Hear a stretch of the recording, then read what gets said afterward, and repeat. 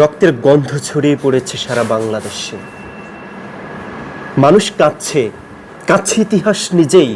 প্রতিটি গুলির শব্দ শুধু দেহভেদ করেনি, ভেঙে দিয়েছে ভয়ের দেয়াল, জাগিয়ে তুলেছে ঘুমন্ত বিবেক।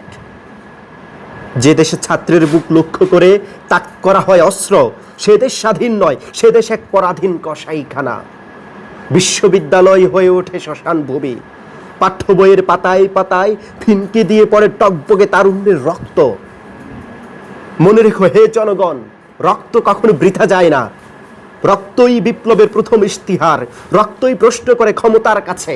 এক ফোঁটা রক্ত সাক্ষ্য দেয় কে শাসক আর কে খুনি।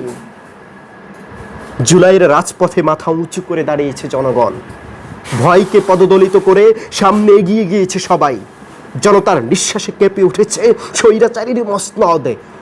সেদিন যারা জীবন দিয়েছে, শহীদ হয়েছে নির্দ্বিধায়, সে সকল সাহসী বীর সন্তানদের নামই আমাদের স্বাধীনতার মানচিত্র। মাথা উঁচু বুক ভরা ইতিহাস নিয়ে জুলাইয়ের অগ্নি শপথে জন্ম নেবে মূল্যবোধ ও নৈতিকতা সম্পন্ন সমৃদ্ধ বাংলাদেশ।